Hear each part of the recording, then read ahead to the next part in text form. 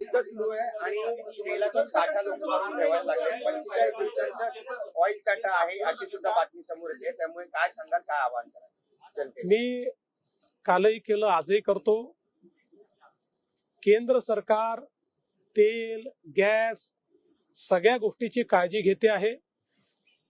आंतरराष्ट्रीय परिस्थिती आपल्या सगळ्यांना माहिती आहे, तरीही कुठेही तुटवडा पडू नये म्हणून सर्व प्रकारच्या उपाययोजना चाललेल्या आहेत.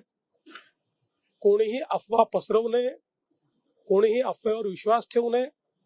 अफवेवर विश्वास ठेवून जर साठेकरण आपण सुरू केलं तर परिस्थिती खराब होईल. त्यातनं डिमांड आणि सप्लाय हे जे काही सूत्र आहे ते सूत्र कुठेतरी गडबडेल.